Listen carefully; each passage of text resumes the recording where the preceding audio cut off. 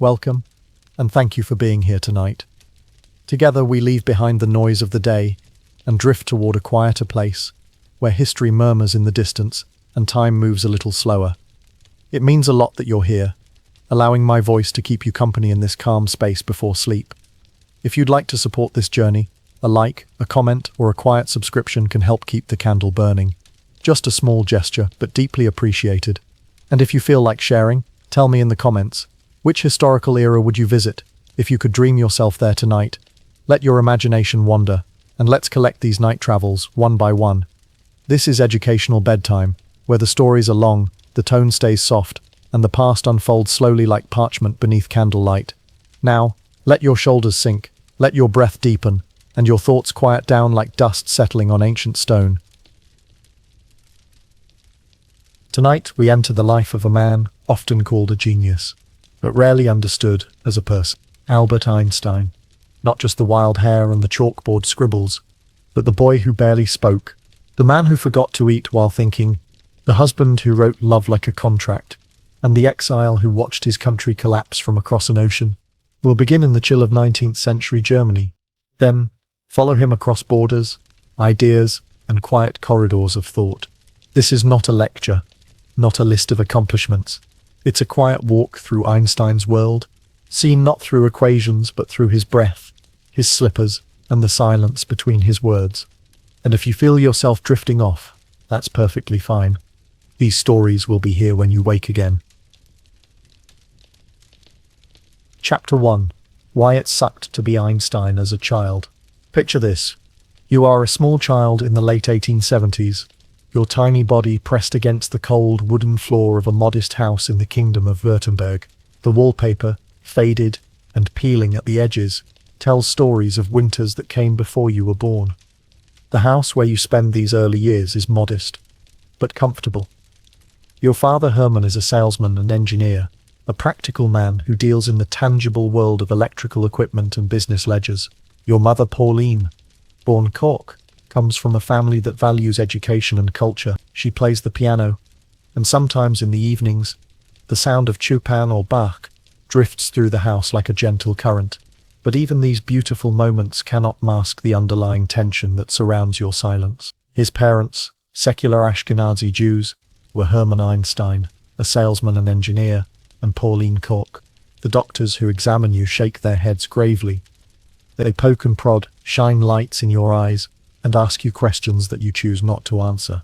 Some suggest that you might be mentally deficient. Others prescribe various treatments and exercises. What they don't understand, what none of the adults around you seem to grasp, is that your mind is not broken or slow. His explanation was that he consciously skipped baby babbling, waiting until he could speak in complete sentences. Instead, it is working at a depth and complexity that would astonish even the most learned professors of the day. Inside your head, thoughts move like currents in a vast ocean. You think in pictures, in patterns, in mathematical relationships that have no names yet. While other children your age are learning to recite nursery rhymes, you are puzzling over the nature of light, the behavior of shadows, the way sound travels through the walls of your house. You notice that when your mother plays the piano, the vibrations travel through the floorboards and up through your feet. You observe that candle flames always point upward, no matter how you tilt the candle, and you wonder what invisible force pulls them toward the ceiling. School, when it finally comes, is a shock to your sensitive system.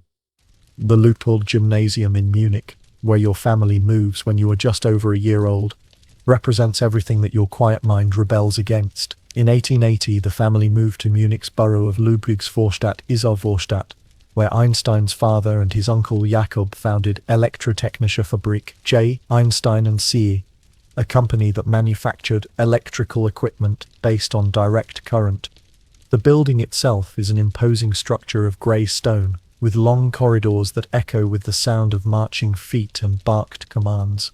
Inside those walls, education follows the Prussian model. With military precision, rows of wooden desks are arranged in perfect formation, each one occupied by a child who has learned to sit straight, hands folded, eyes forward. The smell of ink and cold iron fills the air, mixed with the sour odor of chalk dust and the lingering scent of carbolic soap used to scrub the floors each morning. The teachers move through the classroom like generals inspecting troops, their voices sharp and demanding, their expectations rigid and unforgiving. You struggle in this environment like a fish trying to swim in honey. The constant noise, the harsh voices, the pressure to conform to patterns that make no sense to your way of thinking. However, he felt alienated there and struggled with the institution's rigid pedagogical style.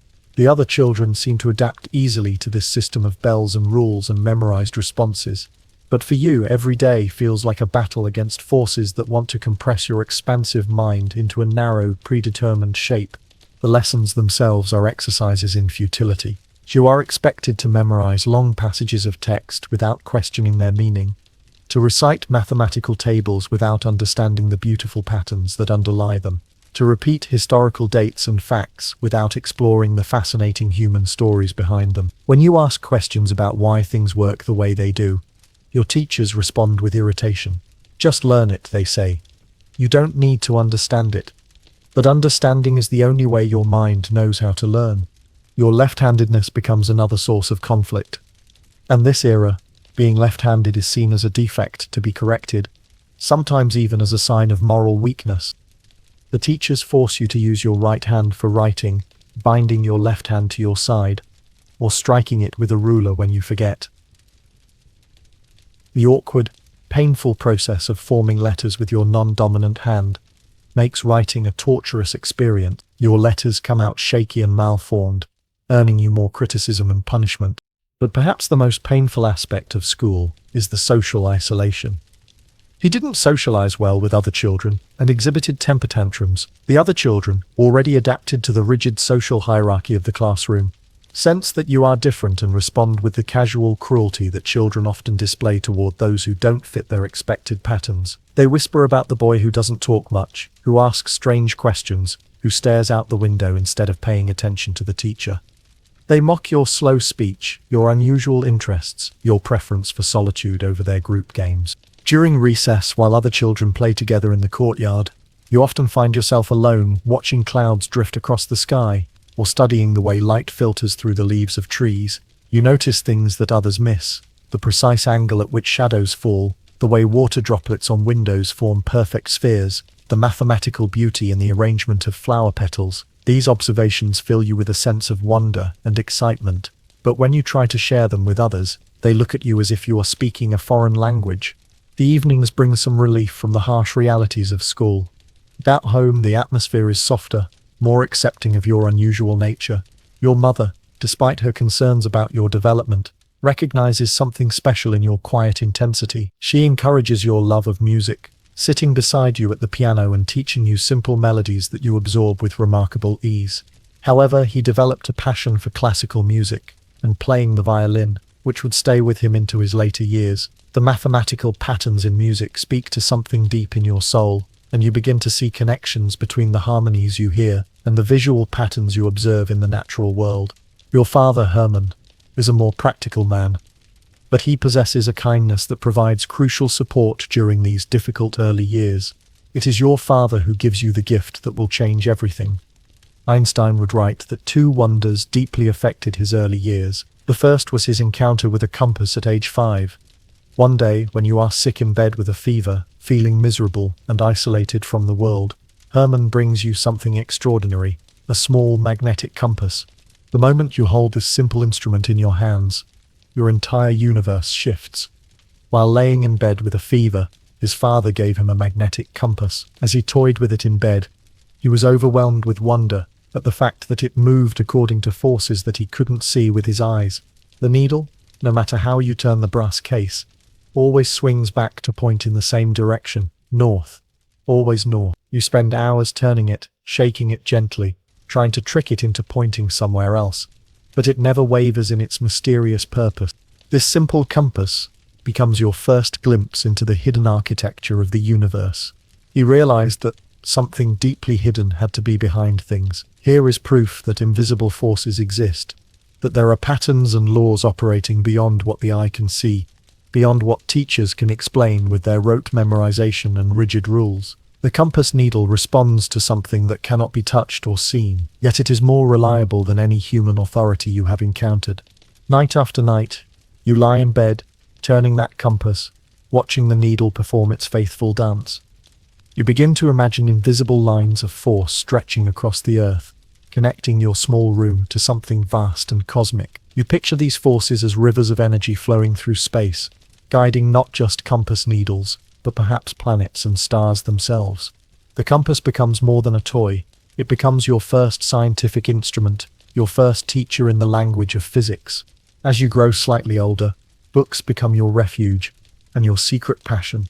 While other children your age struggle with simple readers, you devour texts far beyond what is considered appropriate for your years. Mathematics, in particular, captures your imagination in ways that make your teachers shake their heads in bewilderment.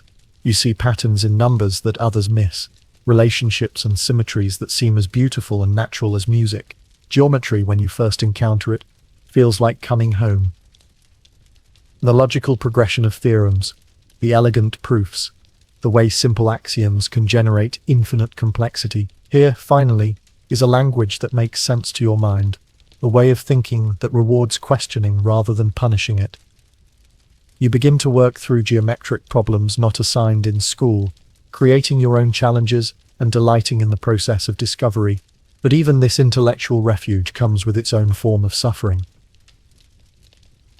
Your advanced interests set you even further apart from your peers, and sometimes from your teachers as well. When you demonstrate knowledge or ask questions that reveal the depth of your self-directed learning, adults respond with suspicion rather than encouragement.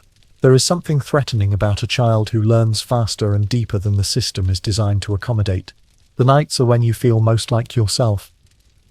When the house grows quiet, and the demands of the day fade away, you can finally let your mind wander freely. You lie in bed, compass in hand, and think about light. How fast does it travel? Does it get tired, like a person walking a long distance? If you could run fast enough, could you catch up to a beam of light? What would it look like if you could travel alongside it? These questions fill you with excitement, but they also intensify your sense of isolation. There is no one to share these wonderings with, no adult who seems to understand that these are not idle fantasies, but serious inquiries into the nature of reality. You begin to realize that your mind works differently from others, not in a way that makes you better or worse, but in a way that makes communication with the rest of the world profoundly difficult.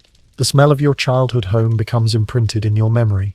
Beeswax candles, your mother's cooking, the leather binding of books, the metallic scent of your father's workshop, where he tinkers with electrical devices. These sensory memories will stay with you for the rest of your life, tied forever to the bittersweet experience of being a child whose inner world is vast and complex, but whose outer world feels constraining and often hostile. Winter mornings are particularly harsh. The cold air makes your breath visible, and the frost on the windows creates intricate patterns that fascinate you even as your body shivers under thin blankets. You dress quickly in clothes that never seem quite warm enough, preparing for another day of trying to fit into a world that feels too small for your thoughts. The walk to school takes you through streets where other children laugh and chatter in groups, while you walk alone, lost in contemplation of the physical forces that make their voices carry through the crisp air. In the classroom, the winter light filtering through tall windows creates geometric patterns on the floor, and you find yourself studying these patterns instead of listening to the lesson being recited at the front of the room. You notice how the angle of the light changes throughout the day, how shadows shift and transform, how the same beam of sunlight can create completely different effects depending on what it encounters. These observations feel more important than anything being taught from the textbooks, but they also earn you reprimands for not paying attention. Your teachers see a daydreaming child who doesn't apply himself. His speech was delayed, and he was said to be forgetful and a daydreamer. They don't understand that you are actually paying attention more intensely than anyone else in the room, just not to the things they want you to focus on. You are studying the real world, the physical universe that operates according to laws more elegant and profound than anything in the approved curriculum. The social dynamics of childhood are particularly painful for you. Other children seem to navigate friendships and group activities with an ease that mystifies you. They know instinctively how to join in games, how to laugh at the right moments, how to say the things that will make others like them. For you, these social interactions feel like trying to solve a puzzle without knowing what the final picture is supposed to look like. Sometimes you make tentative attempts to connect with other children, sharing something that has excited you about your latest discovery or observation. but their blank stares and quick changes of subject teach you that your interests are not welcome in their world. They would rather talk about games and gossip, while you want to discuss the behavior of light or the movement of the stars. Gradually, you learn to keep your thoughts to yourself, adding another layer to your growing sense of isolation. The religious instruction that is part of your education adds another dimension to your inner conflict. The stories and teachings presented as absolute truth often contradict the evidence of your own observations and reasoning. You begin to develop a deep skepticism toward authority of all kinds, not out of rebelliousness, but out of a genuine commitment to understanding how the world actually works rather than how others say it should work. Your parents, watching your struggles with increasing concern, sometimes wonder if they have failed you in some way. They see a child who is clearly intelligent, perhaps extraordinarily so, but who seems unable to thrive in the conventional educational system. They don't yet understand that the system itself is the problem, that your mind is not defective, but simply operates according to different principles than those assumed by traditional pedagogy. As you approach your 6th birthday, the compass still holds its place of honor among your few possessions. It has become a talisman, a reminder that beneath the surface of apparent chaos and arbitrary rules, the universe operates according to elegant, discoverable laws. When the social world becomes too overwhelming, when the demands of school feel too oppressive, you can hold that compass and remember that there are deeper truths waiting to be uncovered. The seasons change, and with them your understanding of time and cycles. You begin to notice that the same stars appear in the same positions at the same times each year, that the length of shadows follows predictable patterns, that even the weather, for all its apparent randomness, follows certain observable rules. These discoveries fill you with a sense of connection to something larger than your immediate circumstances, something that transcends the petty concerns and arbitrary restrictions of daily life. Your dreams at night often involve flying or floating, experiencing the world from perspectives that would be impossible in waking life. In these dreams, you can see the invisible forces that guide your compass, the mathematical relationships that govern the movement of celestial bodies, the hidden connections that bind everything together. You wake from these dreams with a sense of loss, returning to a world where such insights must be hidden or expressed only in the privacy of your own thoughts. The house where you spend these formative years will eventually be left behind, but its influence will stay with you forever. The long winter evenings spent in contemplation, the summer afternoons observing light and shadow, the quiet moments with your compass, all of these experiences are shaping a mind that will eventually revolutionize humanity's understanding of space, time, and the fundamental nature of reality. But for now, you are simply a child who doesn't quite fit, who asks too many questions, who thinks too deeply about things that others take for granted. You are learning that genius can be a lonely burden, that seeing the world differently from others often means being misunderstood and isolated. Yet somewhere in your young mind, a determination is growing, a commitment to pursue truth wherever it leads, regardless of social expectations or conventional wisdom. The compass continues to point north, steady and reliable, offering a metaphor for the path your life will take. Like that magnetic needle, you will follow your own inner direction, guided by invisible forces that others cannot see or understand, and in following that direction, you will eventually lead humanity toward new horizons of knowledge and wonder. For now, though, you are just a quiet child in a cold room, holding a compass and dreaming of the day when the world might be ready to understand what you already sense. That reality is far more beautiful, mysterious, and interconnected than anyone yet realizes. Chapter 2: The Genius Who Outran His Time.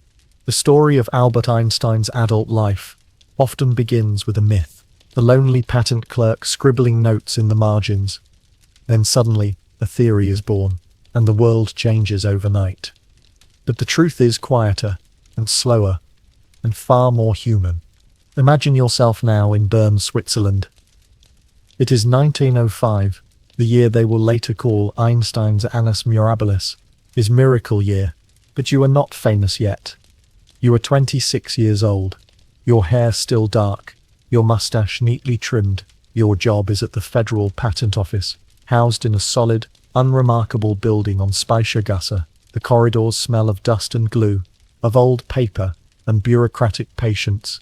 You work long 8-hour days, examining other people's inventions, mechanical calculators, electromagnetic devices, signal apparatus for railways. Your colleagues see you as competent, Perhaps a bit distracted, they do not know that while you evaluate the practicality of their contraptions, you are quietly birthing a revolution in physics on scraps of paper after lunch. The patent office, with its steady rhythm of invention and examination, becomes an unlikely sanctuary for revolutionary thinking. Each morning, you walk the 15 minutes from your small apartment on Kramgasse, past the medieval towers and fountains of Old Bern, arriving precisely at 8 o'clock. The building itself is unassuming, 3 stories of brown stone, filled with the gentle murmur of clerks and the scratch of pens on paper. Here, surrounded by the mundane machinery of Swiss bureaucracy, your mind wanders to the deepest questions of existence. Your supervisor, Friedrich Haller, considers you reliable but unremarkable. He assigns you cases involving electromagnetic patents, synchronizing of clocks, transmission of electrical signals. These technical problems, meant to occupy your professional attention, instead become doorways to cosmic understanding. As you examine applications for improved chronometers, you begin to wonder about the nature of time itself. When railway engineers submit designs for synchronized station clocks, you find yourself asking, what does it mean for 2 events to happen simultaneously? If light takes time to travel, how can we ever truly know when something occurs? The world outside your office window continues its predictable dance. Horse-drawn carriages clatter over cobblestones, shopkeepers arrange their displays.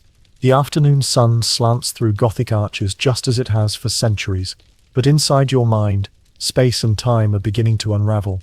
This is where the theory of special relativity truly begins, not in a laboratory filled with expensive equipment, not in a university lecture hall surrounded by learned colleagues, but in the imagination of a third-class patent examiner, with access to nothing more sophisticated than pen and paper. You have discovered that the most profound truths about the universe require no instruments, only the courage to think beyond the boundaries of common sense. The thought experiment that changes everything is deceptively simple. You picture yourself riding alongside a beam of light, traveling at the speed of light through empty space. You ask yourself, what would I see? According to the physics of your time, light should appear motionless from this perspective, like a frozen wave. But this creates a contradiction, because light is an electromagnetic wave, and electromagnetic theory predicts that such waves cannot exist in a stationary state. The mathematics simply does not work. From this paradox comes the realization that revolutionizes physics. Light always travels at the same speed, regardless of the motion of its source or observer. This constant speed of light becomes the foundation of a new understanding of reality. If light's speed is absolute, then time and space, once thought to be fixed and separate, must be flexible and interconnected. Time slows down for objects approaching the speed of light. Space contracts, mass increases. The universe reveals itself to be far stranger and more beautiful than anyone had imagined. During your lunch breaks, while your colleagues discuss office politics and weekend plans, you fill notebook after notebook with calculations. The mathematics are elegant, almost musical in their symmetry. Energy and mass prove to be different forms of the same fundamental quantity, related by that simple devastating equation. E equals mc squared. Energy equals mass, times the speed of light squared. A whisper of an equation that will, decades later, unlock the power of the atom and cast shadows across the entire world. That year, 1905, you publish not 1 but 4 papers in the prestigious journal Annalen der Physik. Each paper addresses a different fundamental question, and together they reshape the landscape of modern physics. The first paper, on the photoelectric effect, introduces the radical idea that light consists of discrete packets of energy called photons.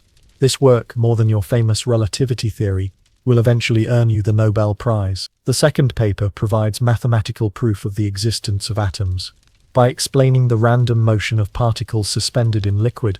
The third presents your special theory of relativity, forever linking space and time. The fourth demonstrates the equivalence of mass and energy. Your colleagues at the patent office read about these papers in the scientific journals, perhaps not fully grasping that the quiet clerk who sits 3 desks away has just redefined the fundamental nature of reality. Your supervisor, Haller, notices that you seem more distracted than usual, occasionally staring out the window with that peculiar intensity that will later become your trademark. He has no idea that during these moments of apparent daydreaming, you are visualizing the curvature of space-time itself. Fame arrives slowly, like dawn breaking over the Alps. First, a few letters from physicists in Berlin and Göttingen, expressing interest in your work, then invitations to present your ideas at scientific conferences. Your theories are so revolutionary that many established scientists initially dismiss them as impossible. The idea that time can slow down, that space can contract, that mass and energy are interchangeable, challenges everything physicists thought they knew about the universe. Max Planck, the father of quantum theory, becomes one of your earliest supporters. He recognizes the profound implications of your work and begins to promote your ideas within the scientific community. Hermann Minkowski, your former mathematics professor, develops the mathematical framework that will become known as spacetime, elegantly expressing your insights in four-dimensional geometry. Slowly, reluctantly, the scientific world begins to accept that this young patent clerk has glimpsed something fundamental about the nature of existence. But fame never suits you. You are a private person, more comfortable with equations than with people, more at ease with the predictable behavior of photons than with the chaotic demands of celebrity. At public lectures, you forget your socks, arrive with uncombed hair, and fidget nervously when introduced as a genius. You prefer to play your violin than to answer questions about the universe. When journalists ask you to explain relativity in simple terms, you grow uncomfortable, laughing nervously as you struggle to translate the elegant mathematics of spacetime into the crude approximations of everyday language. The irony is profound.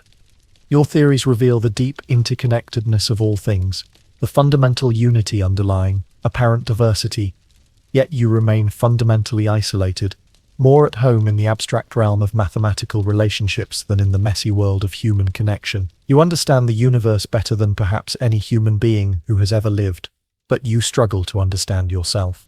At home, things grow increasingly complicated. Your marriage to Maleva, once a partnership of intellectual equals, becomes strained under the weight of your growing fame and your fundamental difficulty with emotional intimacy.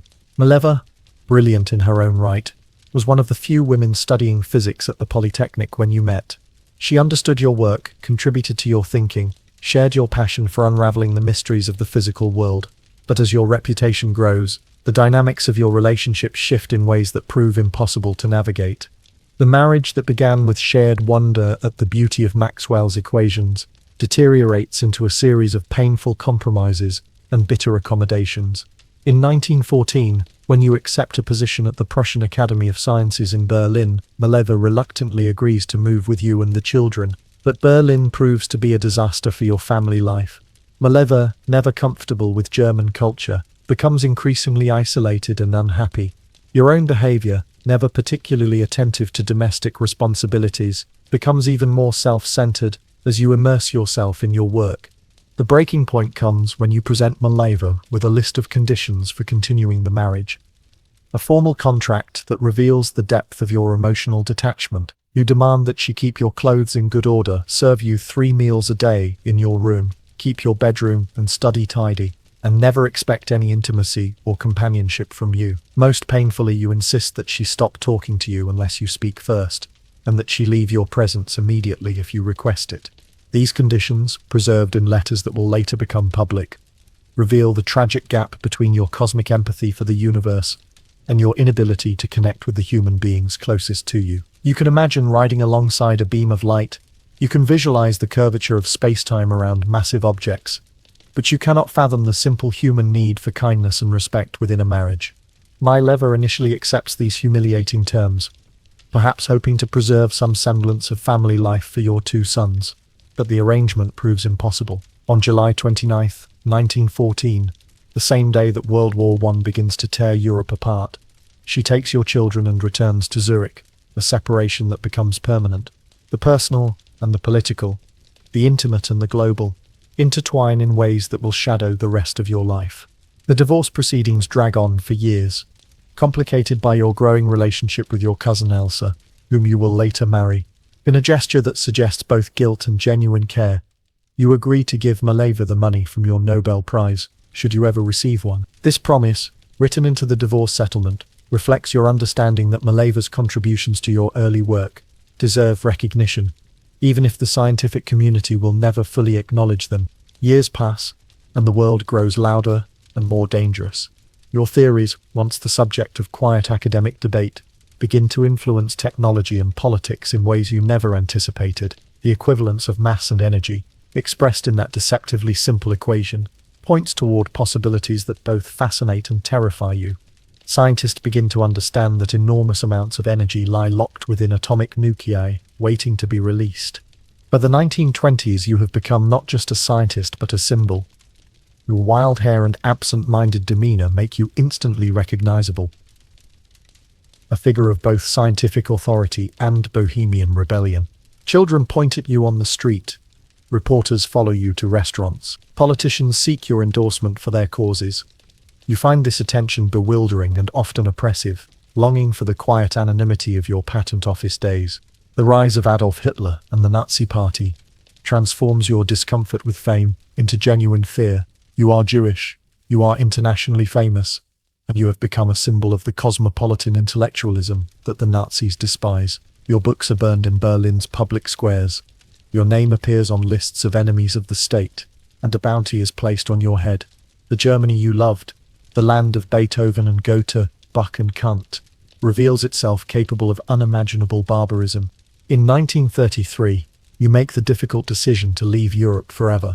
The Institute for Advanced Study in Princeton, New Jersey, offers you a position in a sanctuary. You board a ship in Southampton, watching the European coastline disappear, knowing that you will never see your homeland again. The refugee who arrives in America is no longer the confident young physicist who revolutionized our understanding of space and time. You are a man haunted by the knowledge that the beautiful theories you discovered in the quiet of a Swiss patent office may ultimately be used to create weapons of unprecedented destruction.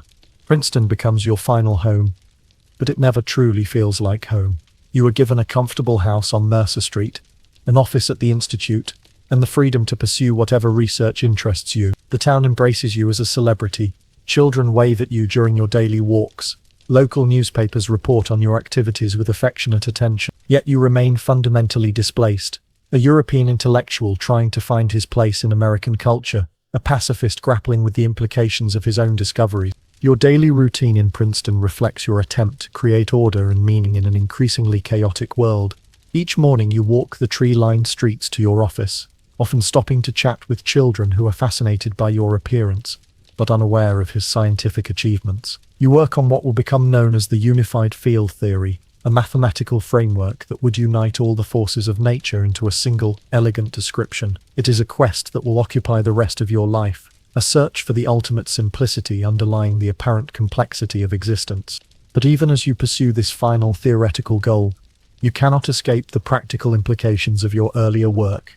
In 1939, learning that German scientists are working on atomic weapons, you reluctantly write a letter to President Franklin Roosevelt, urging the United States to begin its own nuclear program. This letter helps launch the Manhattan Project, the massive scientific effort that will produce the atomic bombs dropped on Hiroshima and Nagasaki.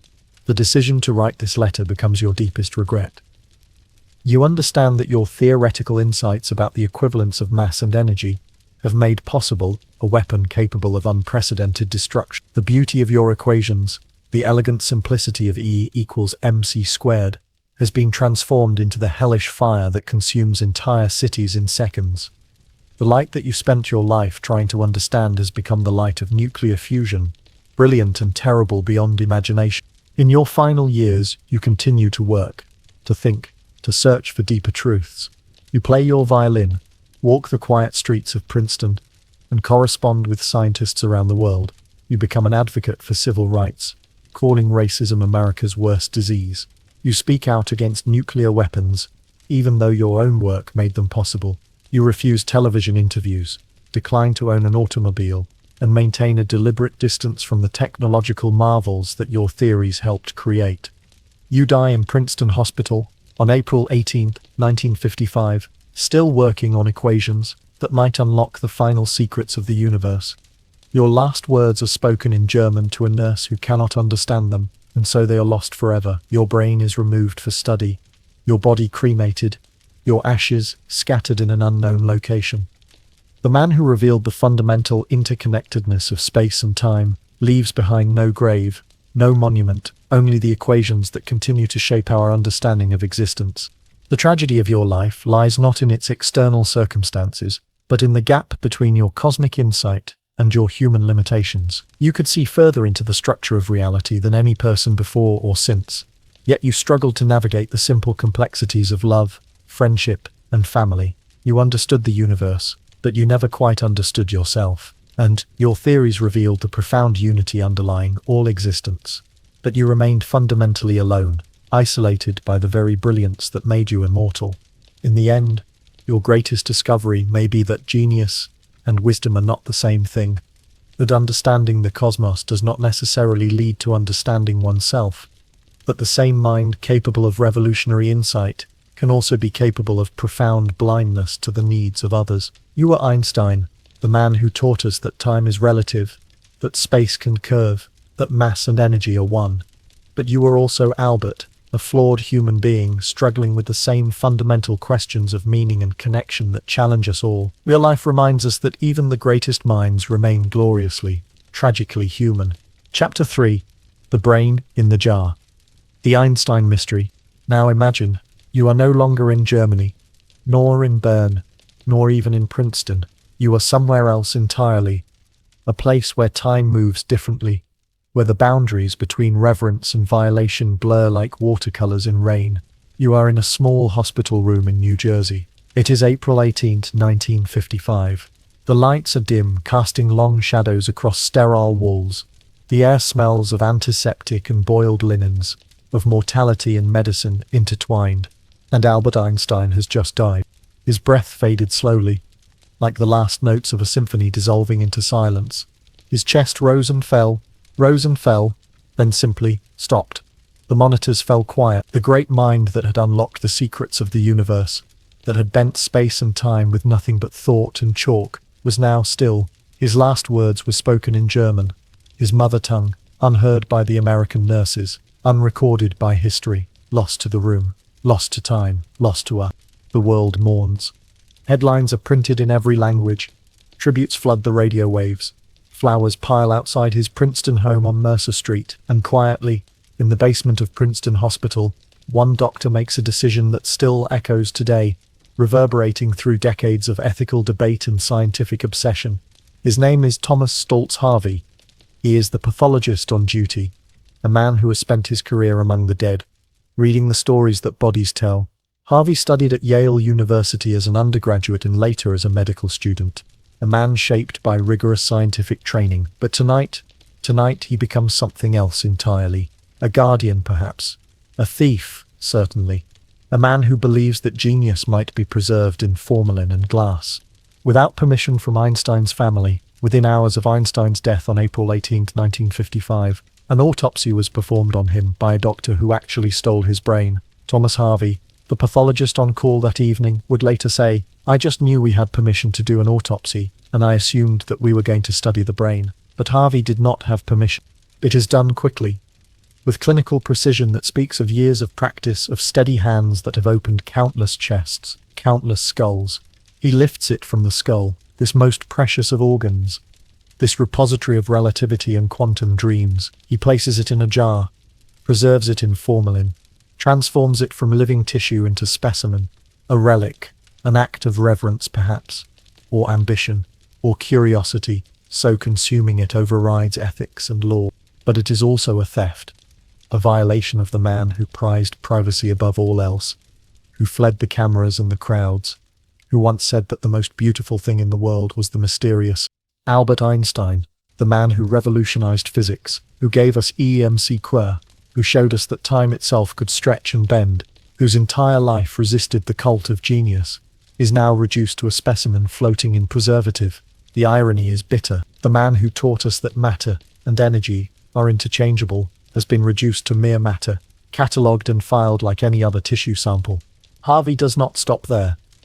How could he? The magnitude of what he holds, the weight of history in his hands, demands more than simple preservation. He photographs the brain from every angle, documenting each fold and fissure, each convolution that might hold the secret of genius.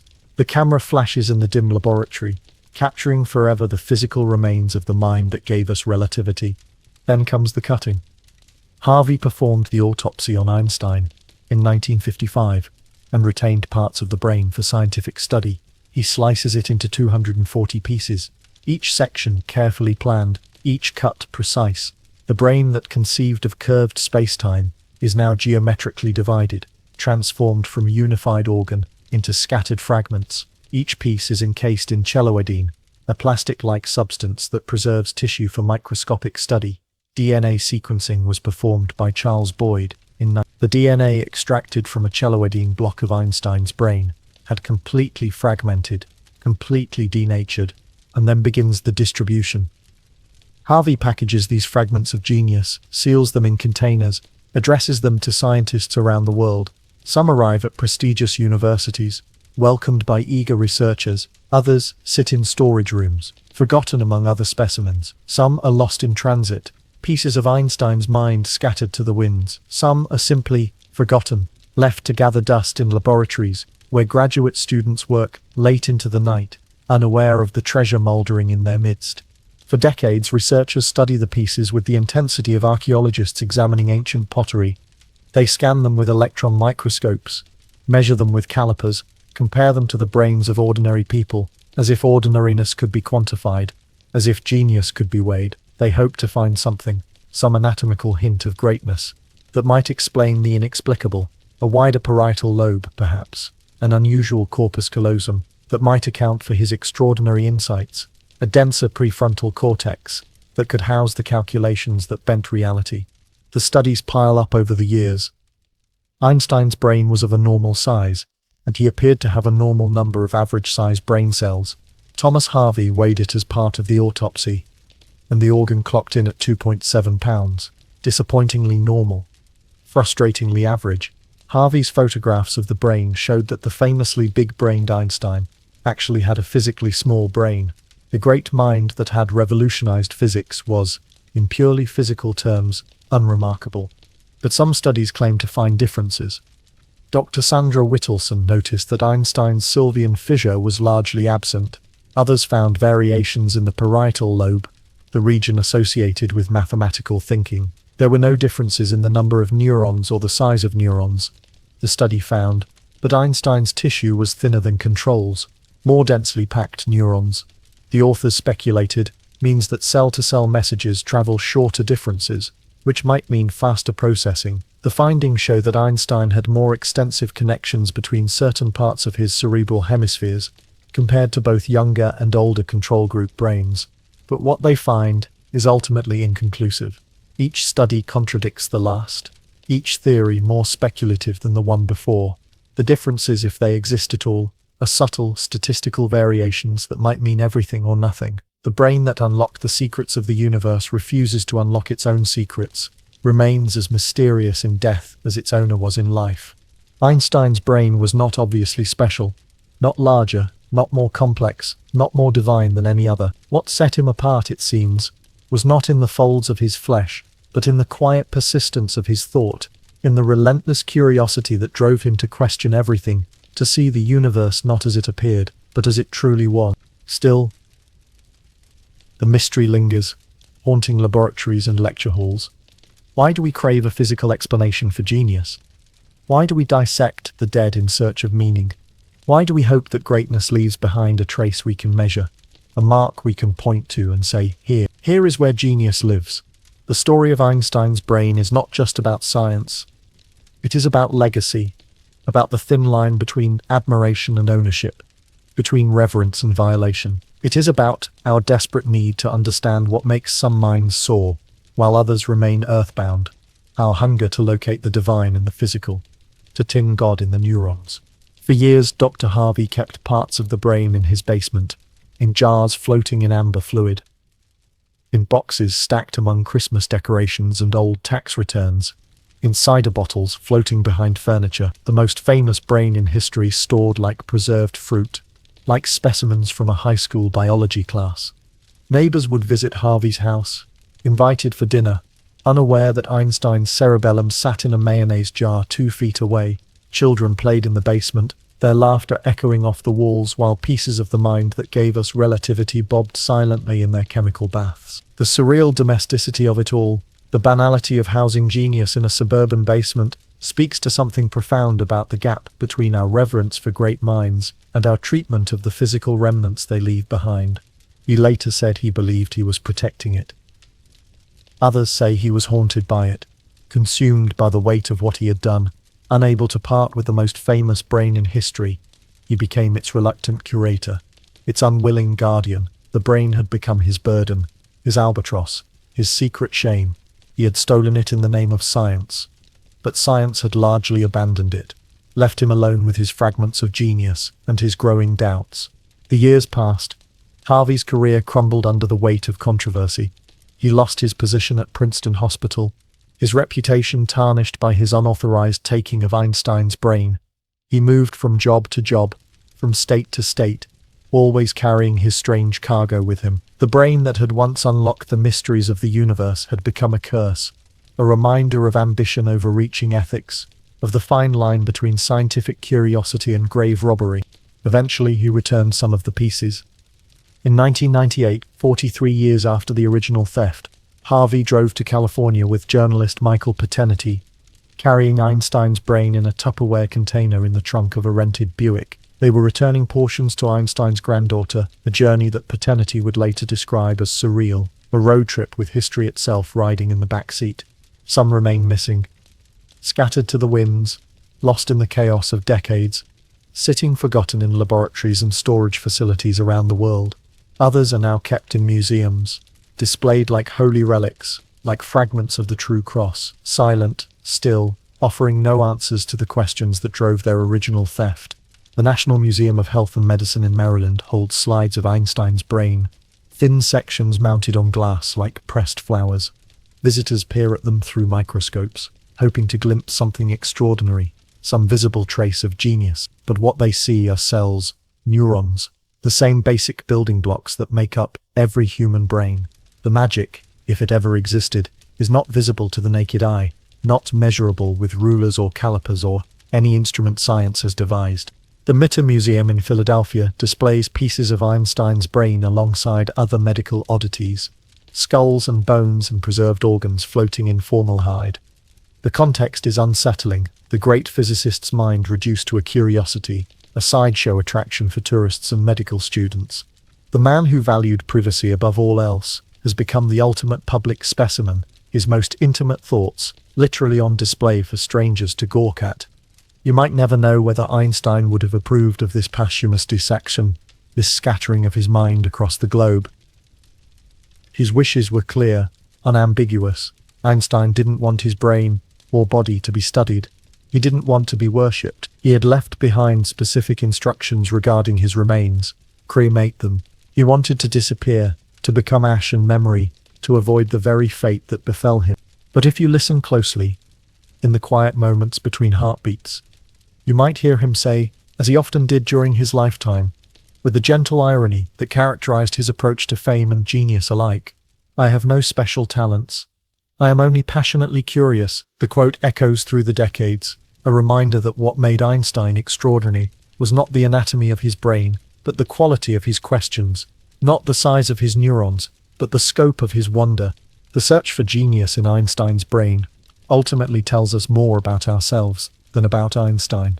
It reveals our deep need to believe that greatness has a physical basis, that somewhere in the maze of synapses and dendrites lies the secret to transcendence. We dissect the brains of geniuses, the way medieval scholars sought the philosopher's stone, convinced that if we can just find the right combination, the correct formula, we can unlock the mysteries of human potential. But genius, it seems, is not housed in any single neuron or neural pathway.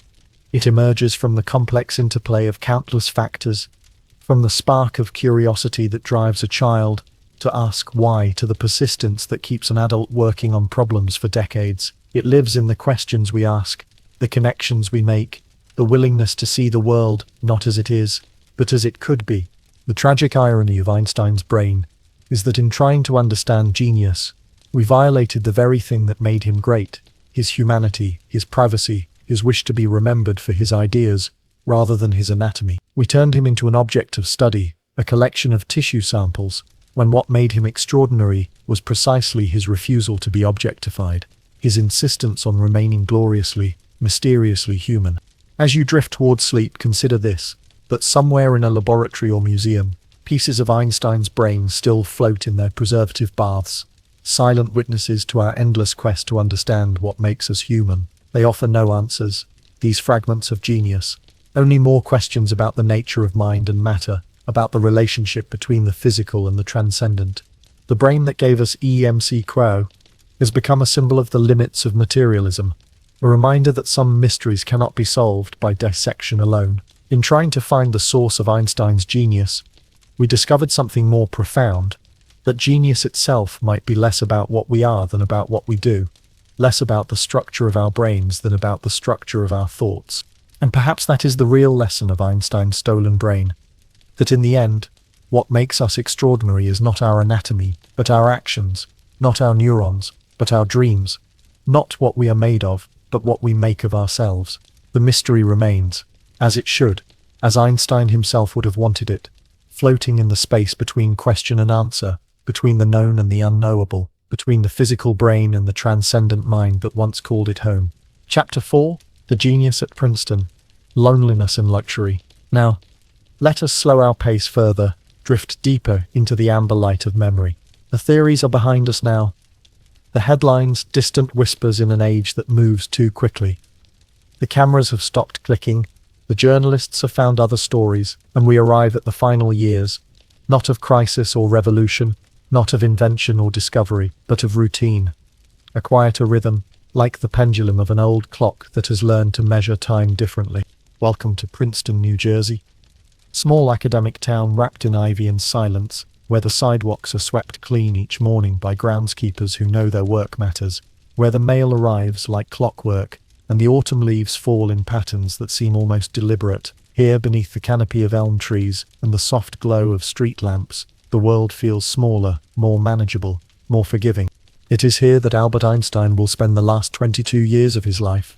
Not as a recluse exactly, though solitude will become his closest companion. Not as a hermit, though the world beyond his front door will sometimes feel like a foreign country, but as something quieter, something more elemental. A man who walked the same path each day, who drank tea slowly, deliberately, as if each sip contained secrets, who wore no socks even in the depths of winter, claiming they were nothing but trouble, always developing holes that demanded attention he preferred to give elsewhere. He lived at 1112 Mercer Street, a modest white house with dark shutters and little ornamentation, no laboratory filled with gleaming instruments, no library towering with leather-bound volumes, no crowds of eager students hanging on every word, just a simple two-story home, built in 1838, that had been moved from its original location on Alexander Street to make way for progress. The house itself carried no particular architectural significance, no grand statements about the man who would make it famous. It was, in its own way, perfectly ordinary, which perhaps made it perfect for a man who had grown weary of being extraordinary. The living room smelled of pipe tobacco and old books, of tea that had been left to grow cold, of the particular mustiness that settles into houses where great thoughts are born and die in silence. The walls, papered with a modest floral pattern that Elsa had chosen, were soon covered with letters from people he had never met, children asking about time, as if he might have some secret formula for making it slow down or speed up, strangers proposing theories that would revolutionize everything, if only someone would listen, desperate men sending blueprints for perpetual motion machines, drawn on napkins and grocery receipts, convinced they had solved what Einstein himself could not. He replied when he could, his handwriting growing shakier with each passing year. But mostly he walked, hands clasped behind his back in a gesture that had become as much a part of him as his wild hair, lost in thoughts that no one else could follow. A figure both iconic and invisible, recognizable to anyone who had ever seen a newspaper, yet somehow apart from the world that had made him famous. He moved through Princeton like a ghost of himself, present but not quite there, engaged with the world but never fully of it.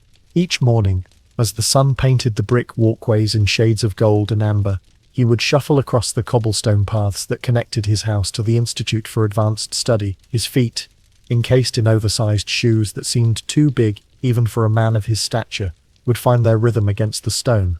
Sometimes he walked with colleagues, engaging in conversations about the fundamental nature of reality that would have left most people dizzy with incomprehension. More often, he walked alone, his threadbare coat hanging loose around his shoulders, his pipe sending up small clouds of smoke that dissipated into the crisp morning air like tiny prayers.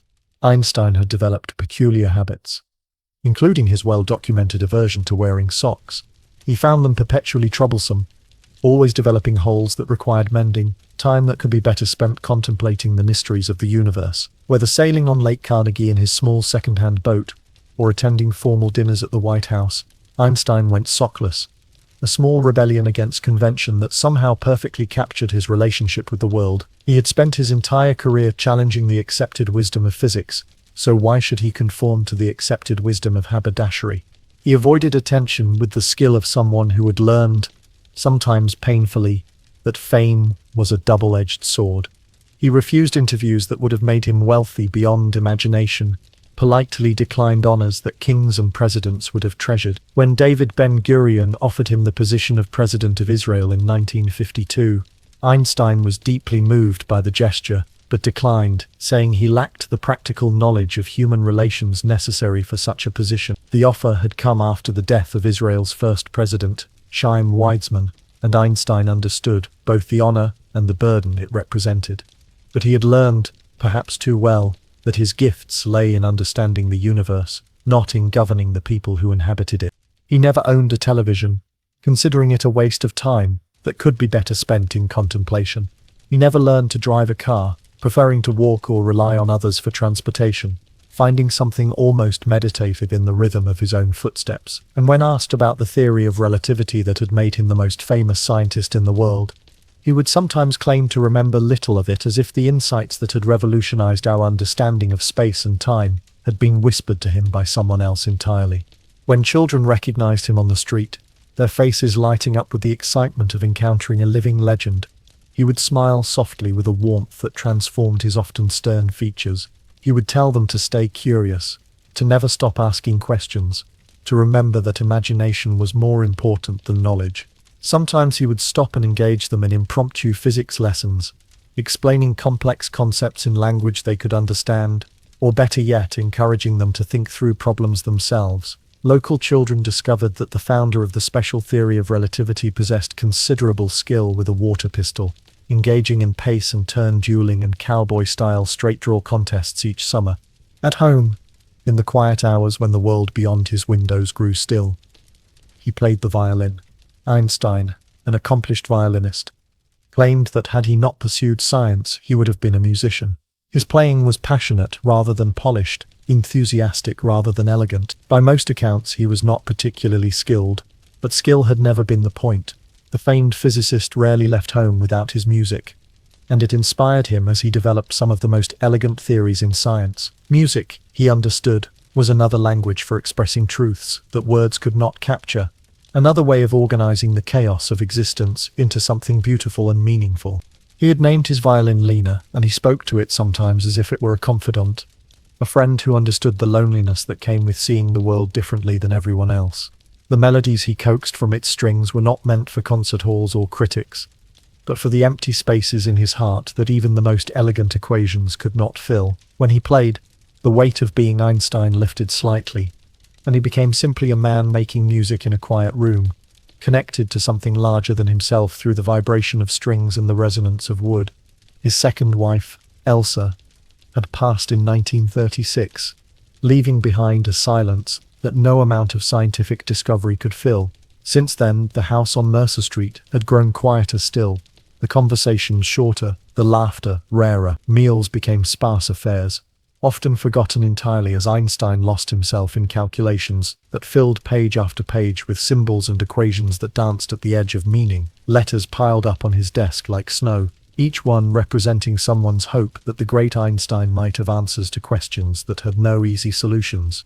The weight of memory sat heavy on his shoulders, growing heavier with each passing year. He carried within him the ghosts of a world that no longer existed, the echoes of conversations with friends who had not survived the war, the phantom pain of a homeland that had rejected him so completely that he could never truly return, even in his dreams. Though he had found safety in America, though Princeton had welcomed him with open arms and genuine respect, Einstein never truly felt at home on this side of the Atlantic.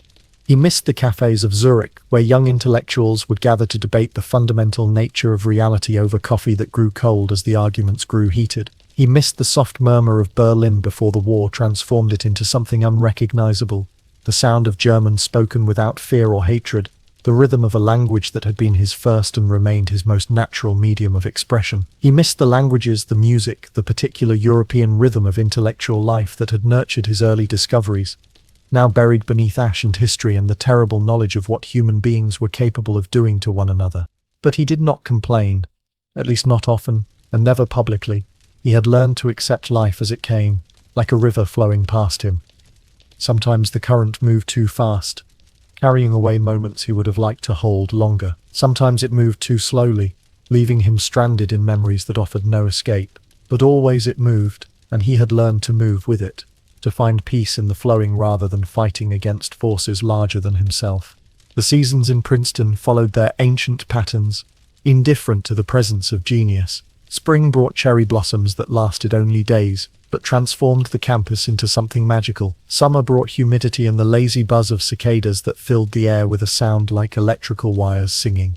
Autumn brought the tourists, eager to catch a glimpse of the wild-haired professor who had unlocked the secrets of the universe. Winter brought snow that muffled sound and made the world seem smaller, more intimate, more conducive to the kind of deep thinking that had always been Einstein's greatest gift.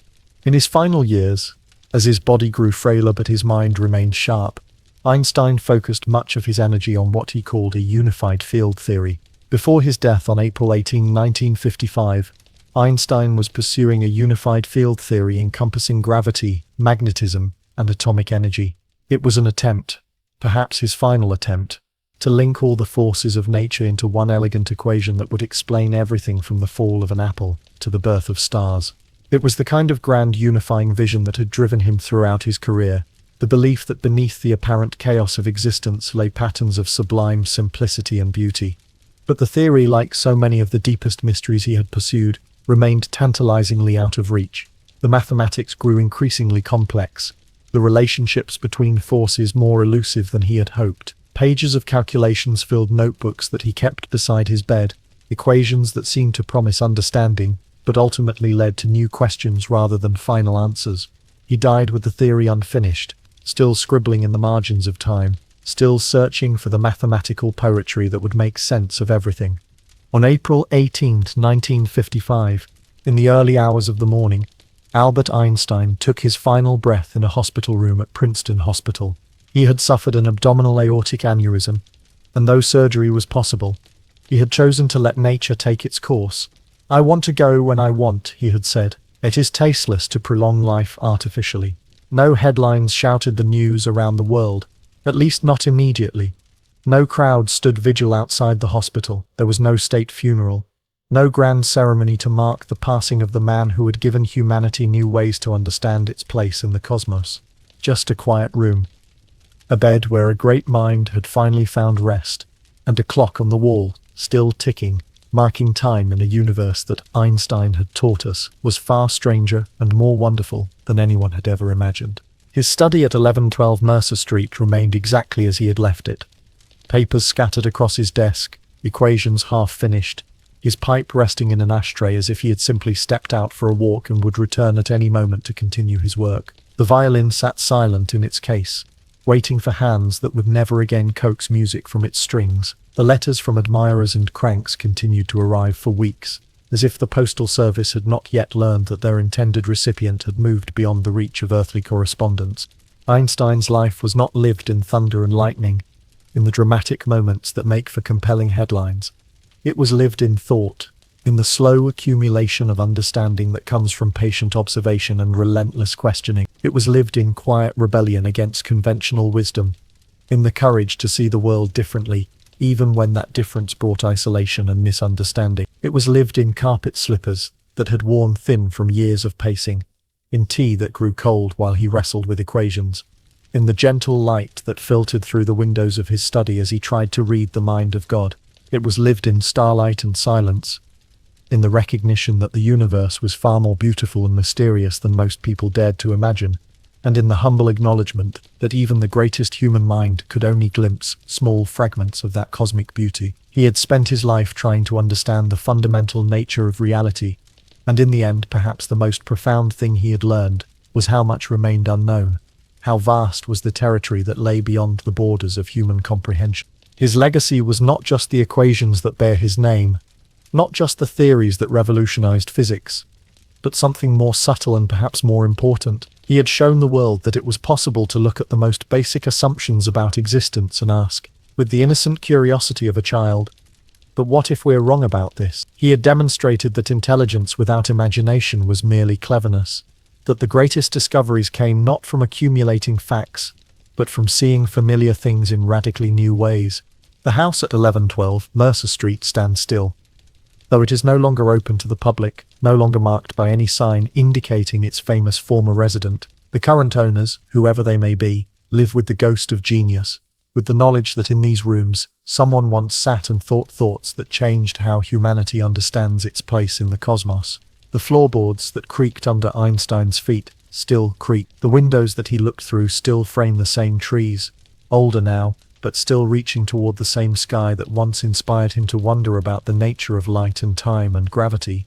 Princeton itself has changed, grown larger and busier, more connected to the fast-moving world that Einstein had increasingly tried to avoid. The Institute for Advanced Study continues its work, attracting brilliant minds from around the world to tackle the kinds of fundamental questions that had obsessed Einstein throughout his career. Students and faculty still walk the paths he once walked, though few pause to consider that they are literally following in the footsteps of someone who had helped rewrite the laws of physics. And now, if you are still awake, still listening to this quiet story of a man who learned to live with the burden of being extraordinary, or if you are drifting somewhere between dreams and the waking world, let us ease into the conclusion. Let us carry with us the image of Einstein in his final years, not as the wild-haired genius of popular imagination, but as something more human and therefore more inspiring. A man who had seen further into the nature of reality than perhaps anyone before or since, but who never lost his sense of wonder, never stopped asking questions, never ceased to be amazed by the simple fact that the universe could be understood at all. He had lived a life of the mind, but it was also a life of the heart, filled with love and loss, triumph and disappointment, the small daily struggles that make us human. He had changed how we see the cosmos, but he had also shown us something equally important about how to live with curiosity and courage in a world that often rewards neither. In his quiet years at Princeton, walking the same paths each day, playing his violin badly but passionately, refusing to wear socks, he had achieved something that perhaps mattered more than all his scientific discoveries combined. He had learned how to be at peace with mystery, how to find joy in questions that had no easy answers, how to live with grace in the space between what we know and what we can never fully understand. And in that space, in that humble acknowledgement of the limits of human knowledge, perhaps lies the most profound lesson of all, that genius is not about having all the answers, but about having the courage to ask better questions. That wisdom comes not from certainty, but from comfort with uncertainty. That the most important discoveries happen not in laboratories or lecture halls, but in the quiet moments when we allow ourselves to wonder, really wonder, about the magnificent strangeness of simply being alive in a universe that somehow, against all odds, makes sense. Fragments from Silence, Einstein's Hidden Stories.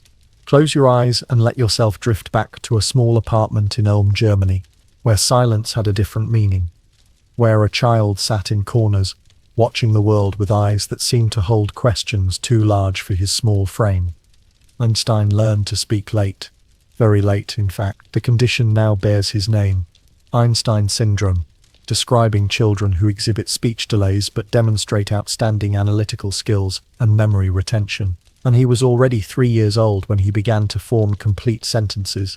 And even then, according to what his mother would tell neighbors in hushed, worried tones, he seemed to prefer speaking softly, to himself, in the quiet spaces between day and night. The family legend tells us that young Albert refused to pronounce words until he was certain he could say them correctly. A perfectionist, already at such a tender age, not in school, where rote memorization ruled like a stern master, but in the silence of thought, where precision mattered more than speed. His parents, Herman and Pauline, would lean against his bedroom door in the evenings, listening for sounds that other children made naturally. Instead, they heard whispers, murmurs directed at invisible companions, conversations with shadows and dust motes dancing in afternoon light. In those early years in Munich, where the family had moved when Albert was just 1 year old, the household carried the particular tension that comes with unspoken worries. Hermann Einstein, a man of practical ambitions who manufactured electrical equipment, would watch his son arrange objects in perfect lines, build elaborate structures from wooden blocks, all without uttering a single word of explanation. The boy's silence wasn't empty. It was full, pregnant with thoughts that seemed too complex for childhood. Neighbors whispered. Teachers, when Albert finally entered school, described him as slow, absent, lost in daydreams that pulled him away from the immediate demands of Prussian education. But when Albert was about 5 years old and sick in bed, his father brought him a magnetic compass to play with. This small gift, intended perhaps to occupy a restless child during illness, became the first key to unlocking the mystery that was Albert Einstein's mind. The needle's invariable northward swing, guided by an invisible force, profoundly impressed the young boy. The compass convinced him that there had to be something behind things, something deeply hidden. He would hold the compass close to his face, watching the needle tremble and settle, regardless of how he twisted the brass case, regardless of how he shook it or turned it upside down. For hours, Albert would lie in his small bed, compass resting on his chest, rising and falling with each breath, while outside the window, Munich carried on its daily business. Inside, in the quiet dimness of a sick child's room, a revolution was beginning. The compass became more precious to him than any toy his parents had ever provided. It was proof that the world contained forces beyond the visible, energies that moved through space without announcing themselves, mysteries that demanded understanding rather than mere acceptance. This was not the discovery of a future scientist. This was the awakening of a child who had always sensed that reality contained more than what eyes could see. The compass gave form to his intuition, transformed his silent observations into the beginning of a lifelong quest. Years later, as an old man reflecting on the moments that shaped him, Einstein would write about this compass with a reverence usually reserved for sacred objects. That he would describe it as one of two wonders that deeply affected his early years, saying he was mystified that invisible forces could deflect the needle. The compass taught him that behind the world's apparent simplicity lay an order both elegant and hidden. It was his first encounter with the concept that would later become the foundation of his greatest discoveries, the idea that the universe operates according to laws that exist beyond human perception, that reality itself is far stranger and more beautiful than common sense suggests. In the quiet of his childhood bedroom, with the compass needle pointing steadily north, Albert Einstein began to understand that asking the right questions was more important than accepting easy answers. Music arrived in Einstein's life as naturally as breathing, though not through any particular talent for performance. The violin became his refuge, his sanctuary from a world that often seemed too rigid, too demanding of conformity. He was not a brilliant musician in any technical sense. His fingers moved across the strings with more passion than precision. His bow work remained forever amateur despite years of lessons that his mother insisted upon. But what he lacked in skill, he possessed in devotion. The violin became his translator, converting emotions that had no words into sounds that needed no explanation. Einstein would often say that music came before words in the architecture of his mind. When equations shattered against the limits of human understanding, when mathematical proofs collapsed under the weight of their own complexity, music reassembled the broken pieces into something approaching truth. He discovered early that the violin could bridge the gap between the rational and the intuitive, between the world of facts and the realm of feeling. Then the evening hours when homework was finished and the house settled into its nightly rhythm, Albert would retreat to his room and draw the bow across the strings, creating melodies that belonged to no composer but himself. Mozart held a special place in his musical affections, not for the composer's technical mastery, but for what Einstein perceived as his complete honesty. Mozart, he would say, never tried to impress his listeners with artificial complexity or false emotion. The music simply was what it was, true to itself, unadorned by pretense. This aesthetic philosophy would later inform Einstein's approach to scientific theory. His famous assertion that God does not play dice with the universe reflected the same desire for elegant simplicity that drew him to Mozart's compositions. Both the physicist and the composer sought to reveal the hidden harmonies that govern existence. Throughout his life, even during the most intensive periods of scientific work, Einstein maintained his relationship with the violin. Colleagues at Princeton would often hear music drifting from his study, late into the night, the sound of a man thinking through his fingers rather than his mind. The violin provided what equations could not. a direct path to understanding that bypassed the elaborate machinery of rational thought. It was his way of touching the ineffable, of approaching truths that resided beyond the reach of language or mathematics. The instrument traveled with him through all his major life transitions, from the difficulties of his early academic career to the triumph of his later recognition, from the upheaval of leaving Germany to the quiet years in America, when words failed him, when the weight of fame became unbearable, when the complexities of human relationships proved more challenging than the mysteries of space-time.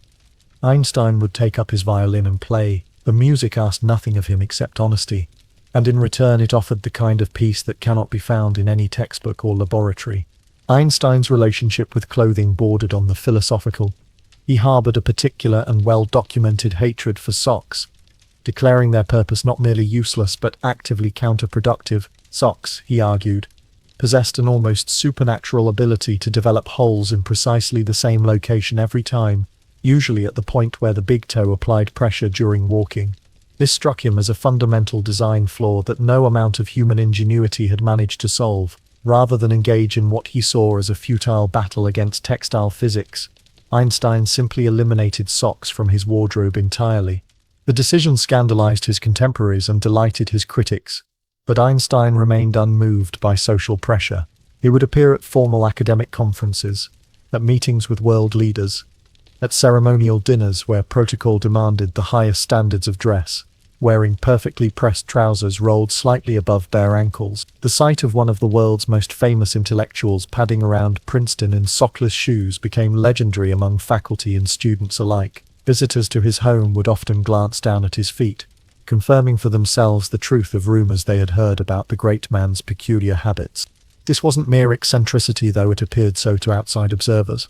Einstein's rejection of socks represented a deeper philosophy about the allocation of mental energy. No, he had calculated, with typical precision, that the human brain possessed a finite capacity for decision-making in any given day.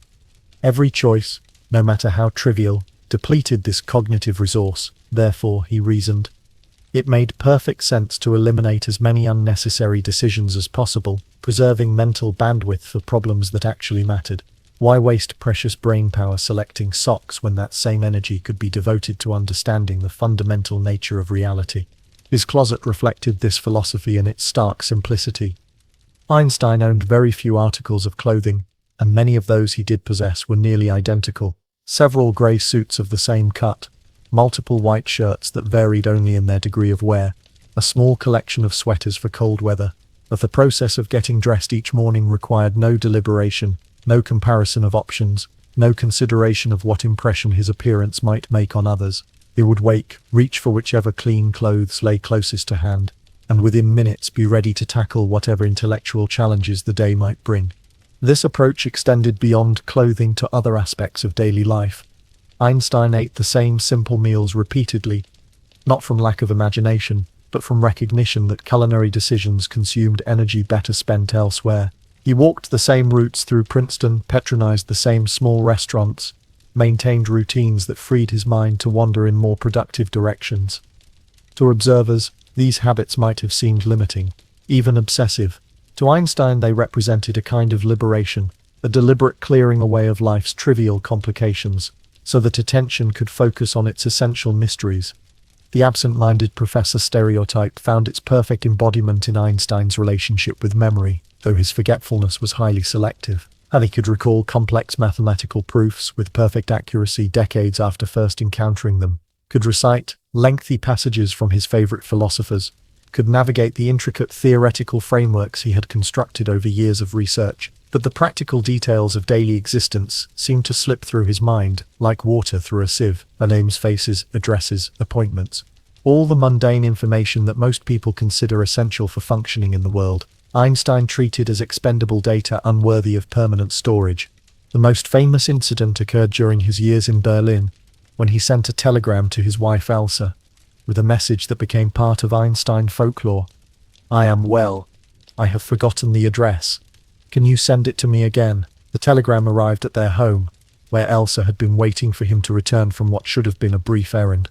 Einstein had left the house that morning with a specific destination in mind, had successfully completed whatever business had taken him out, but then found himself standing on an unfamiliar street corner with no idea how to get home. Rather than wander aimlessly or ask strangers for directions, he had simply visited the nearest telegraph office and appealed to his wife for navigational assistance.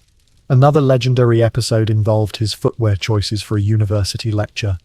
Einstein arrived at the podium wearing two completely different shoes, one brown, one black, with distinct styles and heel heights that made his walk slightly uneven. A student in the front row, unable to concentrate on the complex equations filling the blackboard, finally gathered courage to point out the mismatch. Einstein glanced down at his feet with mild interest, as if noticing them for the first time that day, then looked back at the student with a gentle smile. "This way," he explained with perfect logic, "I have twice the probability of wearing the right shoe." These incidents weren't signs of declining mental capacity or inattention to important matters. They reflected Einstein's remarkable ability to prioritize what deserved his focus. His mind operated like a powerful searchlight that could illuminate the most distant and complex phenomena, but which left nearby, familiar objects in relative darkness.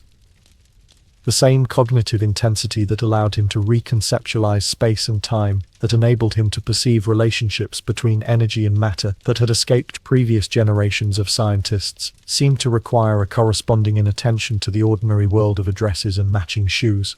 Einstein's colleagues learned to accommodate his peculiar relationship with practical memory.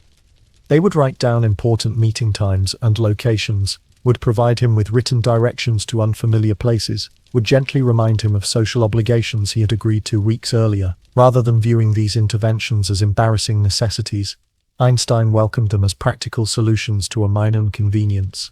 He had no ego invested in remembering trivial information, no shame about relying on others to manage the details that kept daily life functioning smoothly. In his view, such dependence was a reasonable trade-off for the mental clarity that came from refusing to clutter his consciousness with forgettable facts. From his earliest encounters with formal education, Einstein displayed a fundamental incompatibility with authority that went far beyond typical adolescent rebellion. His resistance wasn't rooted in defiance or disrespect, but in a constitutional inability to accept explanations that failed to satisfy his curiosity. Where other students learned to provide expected answers regardless of their personal understanding, Einstein persisted in asking questions that teachers couldn't answer, questions that exposed the limitations of rote learning and conventional wisdom. This made him simultaneously the most intellectually honest student in any classroom, and the most troublesome.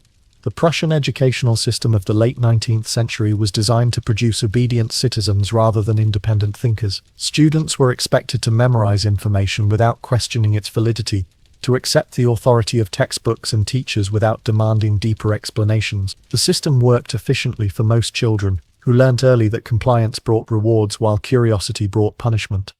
But Einstein seemed constitutionally incapable of this intellectual submission. When presented with scientific principles as established facts, he wanted to understand not just what was true but why it was true, not just how natural phenomena behaved but what underlying forces governed their behavior. His teachers interpreted this persistence as arrogance, a judgment that followed Einstein throughout his academic career. They saw a young man who questioned established knowledge, as if he believed himself superior to centuries of scientific tradition. What they failed to recognize was that Einstein's questions emerged not from intellectual pride, but from genuine wonder. He asked difficult questions because he was genuinely puzzled by phenomena that others took for granted, because he could not proceed to more advanced topics without first achieving a satisfactory understanding of fundamental principles. His supposed arrogance was actually a form of intellectual humility, an acknowledgement that he did not understand things that others claimed to find obvious. Years later, when Einstein had achieved international recognition for his contributions to physics, he would reflect on this early conflict with authority in terms that revealed both forgiveness and continued bewilderment. "It is a miracle," he observed, "that curiosity survives formal education." The statement contained no bitterness, only a kind of wondering sadness about the number of potentially brilliant minds that might be discouraged by educational systems more concerned with conformity than understanding. Einstein had survived his encounters with rigid pedagogy, but he never forgot the experience of being punished for asking the very questions that later led to his greatest discoveries. This early resistance to intellectual authority shaped Einstein's approach to scientific research throughout his career.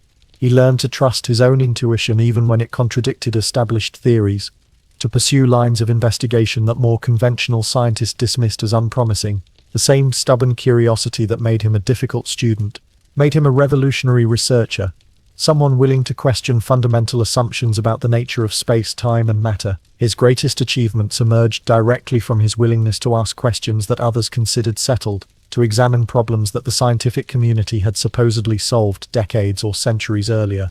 Einstein's correspondence reveals a man who approached even the most accomplished figures of his era as intellectual equals rather than distant authorities.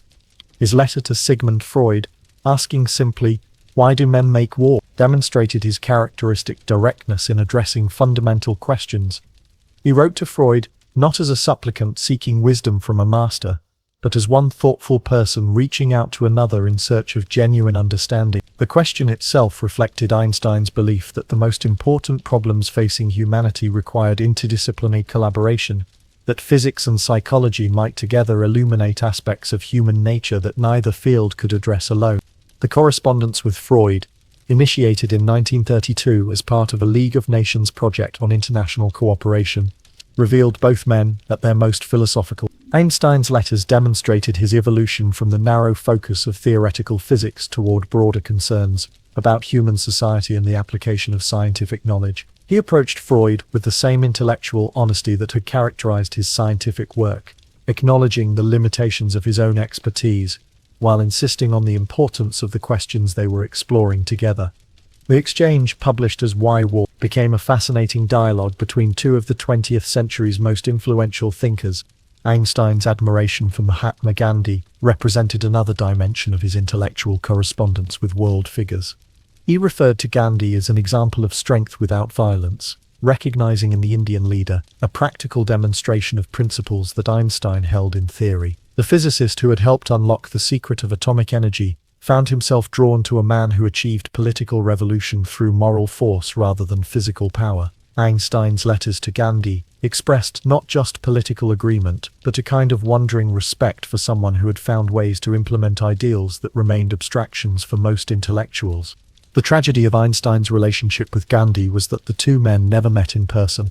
Despite Einstein's expressed desire for such an encounter, their correspondence remained limited, filtered through intermediaries and translators, but the mutual respect was evident in the careful consideration each man gave to the other's ideas. Einstein saw in Gandhi a living proof that intellectual principles could be translated into practical action, that moral authority could prove more powerful than conventional force. This recognition influenced Einstein's own later political activism, his willingness to speak out on issues of civil rights and social justice despite the personal costs such positions might entail. These correspondences with major figures of his time reflected Einstein's fundamental belief that knowledge belonged to no single discipline or nationality. He wrote to presidents and philosophers, to artists and activists, always with the same underlying assumption that truth emerged through dialogue rather than authority. His letters demonstrated the same intellectual courage that characterized his scientific work, the willingness to engage with complex problems regardless of whether he possessed formal credentials in the relevant fields. Einstein approached human questions with the same systematic curiosity he brought to physical phenomena, confident that honest inquiry could illuminate even the most challenging aspects of existence.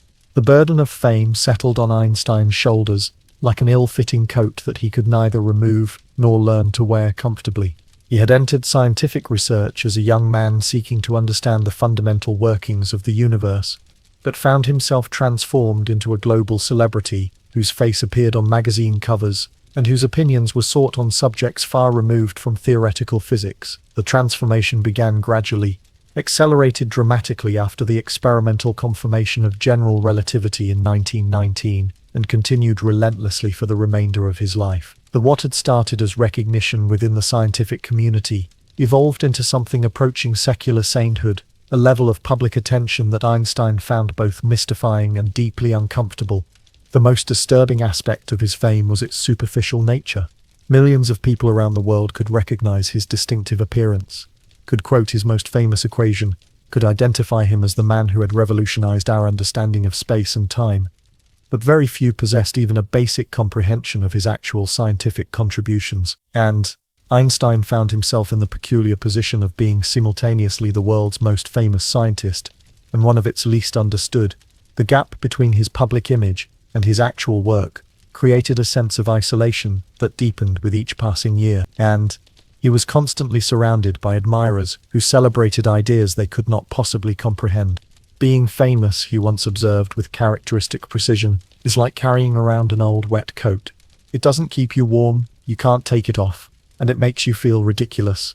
The metaphor perfectly captured his relationship with celebrity. The attention he received provided no genuine satisfaction, offered no relief from the intellectual loneliness that had always been part of his nature, and yet had become so integral to his public identity that escape was impossible. Everywhere he went, people stared, pointed, whispered among themselves about being in the presence of greatness.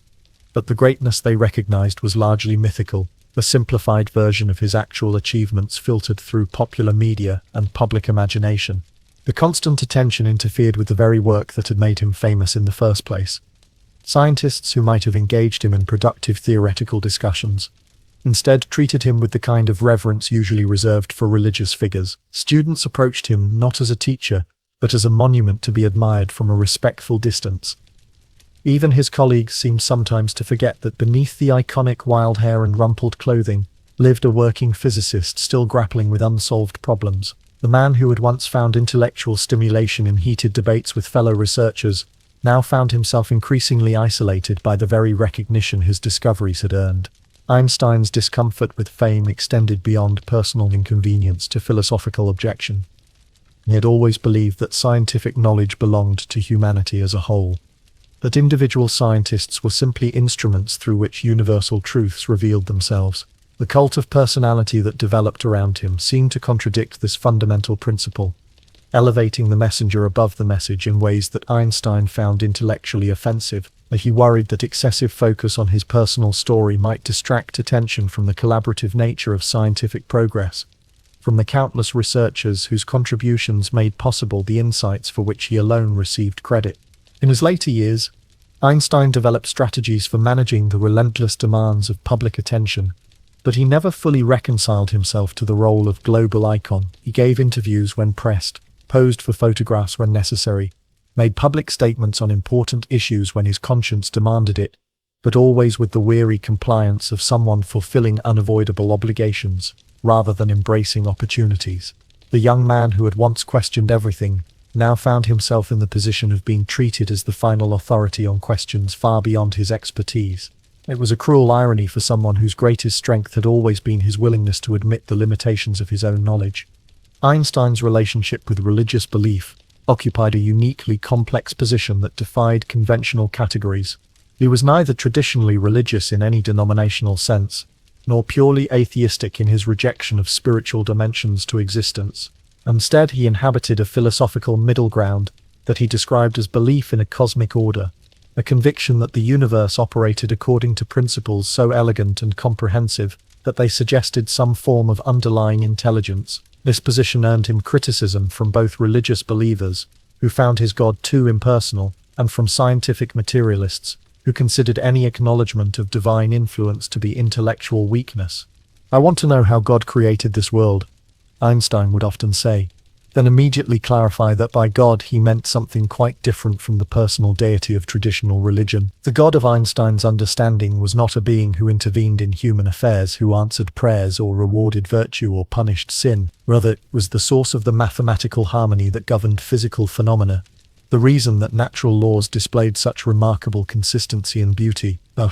Einstein's God was revealed through the equations that described electromagnetic fields, through the geometric relationships that defined space-time, through the fundamental constants that determined how matter and energy interacted throughout the cosmos. This theological position, which Einstein sometimes called cosmic religion, reflected his deep conviction that the universe possessed an inherent rationality that human minds could at least partially comprehend. The fact that mathematical descriptions developed by human beings could accurately predict the behavior of distant stars and subatomic particles struck him as almost miraculous. It suggested a kind of pre-established harmony between human consciousness and cosmic order, a correspondence that seemed too remarkable to be purely coincidental. And Einstein saw in this correspondence evidence of something approaching divine design. though he insisted that such design operated through natural laws rather than supernatural intervention. His famous statement that science without religion is lame, religion without science is blind, encapsulated his belief that both approaches to understanding were necessary for a complete picture of reality. Science provided the tools for investigating how natural phenomena operated, but it could not address the deeper question of why such phenomena existed at all, why the universe possessed the particular characteristics that made scientific investigation possible. Religion, in Einstein's understanding, addressed these ultimate questions about meaning and purpose, but only remained credible when it acknowledged the discoveries of empirical research rather than contradicting them. Einstein's cosmic religion bore little resemblance to the anthropomorphic deities of popular worship. His God did not have preferences, did not choose favorites among different nations or individuals, did not punish wrongdoing or reward righteousness in any conventional sense. Instead, this divine principle manifested itself through the very existence of natural law, through the fact that reality possessed sufficient structure and consistency to be understood by rational investigation. Einstein's wonder at the comprehensibility of the universe was itself a form of religious experience, a recognition that existence contained dimensions of meaning that transcended purely material explanations. This philosophical position influenced Einstein's approach to both scientific research and ethical decision-making. His conviction that the universe operated according to discoverable principles motivated his lifelong search for a unified field theory, a single mathematical framework that could explain all physical phenomena. His belief in cosmic order also informed his political activism, his conviction that human societies should strive to align themselves with the same principles of harmony and rationality that governed the natural world. For Einstein, scientific investigation was itself a form of worship, a way of paying homage to the intelligence that had structured reality in ways that human minds could appreciate and partially understand. The offer of the Israeli presidency in 1952 represented one of the most significant political opportunities Einstein ever received, and his decision to decline it revealed much about his understanding of his own capabilities and limitations. The invitation came at a time when the newly formed nation was seeking to establish its credibility on the international stage, and Einstein's global reputation would have provided immediate legitimacy for the struggling democracy. Prime Minister David Ben-Gurion believed that Einstein's moral authority and intellectual prestige could help Israel gain acceptance in the community of nations, that his presence would signal the country's commitment to the highest ideals of human achievement. Einstein's response demonstrated characteristic self-awareness and humility. In his carefully worded letter of refusal, he wrote, "I am deeply moved by the offer from our state of Israel, and at once saddened and ashamed, but I cannot accept it." He continued with an explanation that revealed his realistic assessment of presidential requirements.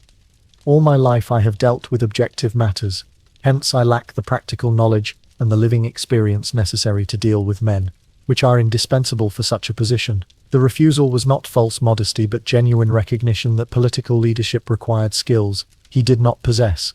The decision reflected Einstein's understanding that intellectual achievement did not automatically translate into political competence. He had observed too many brilliant academics who proved ineffective in administrative roles, too many theoretical minds that struggled with the tacit compromises required for governance. Einstein recognized that the presidency of a nation facing existential threats required different talents from those needed for theoretical physics, that the ability to manipulate abstract equations bore little relationship to the skills needed for managing complex human organization. His refusal was an act of intellectual honesty, an acknowledgement that genius in one domain did not guarantee competence in another. The offer also forced Einstein to confront the relationship between his Jewish identity and his role as a global intellectual figure. He had always maintained that his scientific work transcended national and ethnic boundaries, that truth belonged to all humanity rather than to any particular group. Accepting the Israeli presidency would have required him to prioritize specifically Jewish concerns over the universal humanistic values that had guided his public statements. While Einstein strongly supported the creation of Israel and recognized the necessity of a Jewish homeland, he was unwilling to assume a role that might compromise his ability to speak on behalf of all humanity. Einstein's refusal was also influenced by his preference for working behind the scenes rather than occupying prominent ceremonial positions. Throughout his life, he had been most effective as a moral voice speaking truth to power rather than as power itself. His statements on civil rights, nuclear disarmament, and international cooperation carried weight precisely because they came from someone who held no official position, who had no political agenda beyond the pursuit of justice and truth. The presidency would have constrained his ability to criticize policies or leaders when his conscience demanded it, would have transformed him from an independent moral authority into a representative of particular national interests. The decision to decline the Israeli presidency ultimately reflected Einstein's clear understanding of where his talents could be most effectively employed. He remained committed to supporting Israel through his writings and public statements, but recognized that he could serve the cause of Jewish survival and human progress more effectively as a private citizen than as a head of state. His refusal was not a rejection of responsibility, but a mature recognition of how responsibility could best be fulfilled. In declining the honor, Einstein demonstrated the same intellectual integrity that had characterized his approach to scientific research throughout his career. Einstein's evolution on the question of pacifism represents one of the most poignant intellectual journeys of the 20th century, a transformation forced upon him by the rise of forces so evil that his previous moral framework proved inadequate to address them. Throughout the 1920s and early 1930s, Einstein had been an absolute pacifist, convinced that violence could never be justified regardless of circumstances, that human beings possessed sufficient rationality to resolve all conflicts through negotiation and compromise. This position reflected his fundamental optimism about human nature, his belief that education and moral suasion could eventually eliminate the primitive impulses that led to warfare. The rise of Adolf Hitler and the Nazi Party shattered this philosophical framework with brutal efficiency. Einstein watched in horror as a movement dedicated to the systematic elimination of Jewish people and other minorities gained power in his homeland. As rational discourse gave way to organized hatred and violence, the Nazis represented something qualitatively different from previous political movements, an ideology so fundamentally opposed to human dignity that compromise became impossible. Faced with this unprecedented threat, Einstein reluctantly concluded that pacifism in the face of absolute evil was itself a form of moral failure. The decision to support military resistance against Nazi Germany was one of the most difficult Einstein ever made. It required him to abandon a philosophical position he had held for decades, to acknowledge that his previous understanding of human nature had been dangerously naive. The man who had devoted his career to understanding the elegant mathematical relationships that governed the physical universe discovered that human behavior could not be reduced to similar rational principles. Evil, he learned, was not simply the absence of knowledge or the result of misunderstanding, but an active force that could only be opposed through the application of superior force. Einstein's role in alerting President Franklin Roosevelt to the possibility of German atomic weapons research represents the tragic culmination of his abandoned pacifism. The letter he signed, drafted by physicist Leo Szilard in August 1939, warned that German scientists might be developing nuclear weapons and urged the United States to begin its own atomic research program. The letter directly contributed to the creation of the Manhattan Project, the massive scientific and industrial effort that produced the bombs dropped on Hiroshima and Nagasaki. Einstein later described signing this letter as the greatest mistake of his life, though he never doubted that the alternative of Nazi victory would have been far worse. The aftermath of atomic warfare filled Einstein with profound regret and renewed commitment to preventing future nuclear conflicts.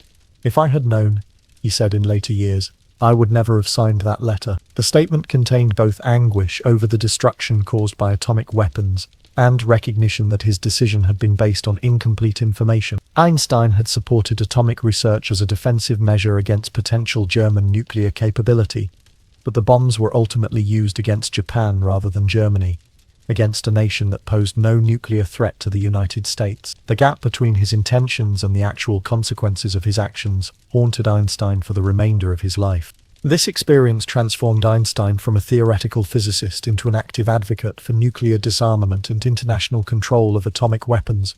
He recognized that the same scientific knowledge that had unlocked the secrets of energy and matter had also created the possibility of human extinction, that the species that had produced Mozart and Shakespeare and Newton now possessed the means to destroy itself completely. The remainder of Einstein's public life was devoted to ensuring that nuclear weapons would never again be used in warfare, that the scientific community would accept responsibility for the practical consequences of its discoveries. His pacifism had been tested by the ultimate evil and found wanting, but from that failure emerged a deeper understanding of the moral obligations that accompany scientific knowledge.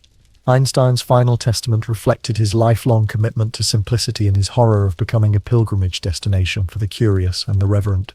His instructions regarding his death were as precise and uncompromising as any scientific theory he had ever proposed. No monuments, no elaborate tombstone, no preserved burial site that might attract visitors seeking to commune with his memory. No, Einstein understood that fame had already complicated his life in ways he found burdensome, and he was determined that death would not extend that complication into perpetuity. No, he wanted to disappear as completely as possible, to leave behind only his scientific work and written thoughts rather than physical remains that might become objects of veneration. The decision to have his body cremated rather than buried represented both practical and philosophical considerations.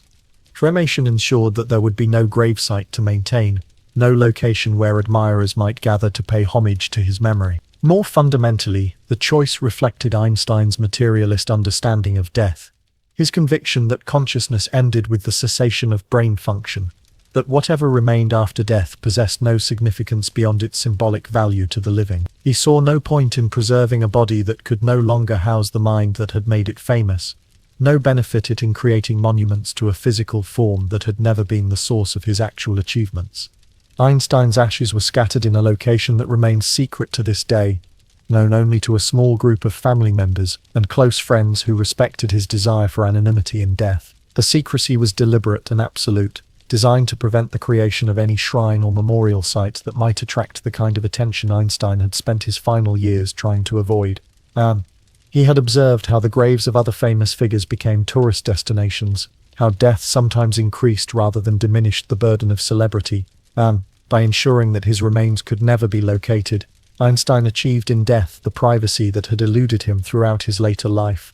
"I don't want my grave to become a shrine for idiots," he had said with characteristic bluntness, and every aspect of his final arrangements was designed to prevent exactly that outcome. The statement revealed not contempt for his admirers but realistic assessment of how fame could distort both memory and meaning. Einstein had witnessed how popular understanding of his work often reduced complex scientific insights to oversimplified slogans, how public fascination with his personality sometimes overshadowed serious engagement with his ideas. He was determined that death would not provide another opportunity for such distortion, that whatever legacy he left would be based on intellectual rather than emotional or spiritual connections. The simplicity of Einstein's final arrangement stood in stark contrast to the elaborate funeral rites typically accorded to figures of his stature. No lying in state, no public ceremony, no opportunity for world leaders to deliver eulogies, or for crowds to file past his coffin. The man who had revolutionized humanity's understanding of space and time departed as quietly as possible, leaving behind equations and insights rather than monuments and memorials. In death, as in life, Einstein insisted on being judged by the content of his thoughts rather than the drama of his circumstances. His final wishes represented one last assertion of the values that had guided his entire.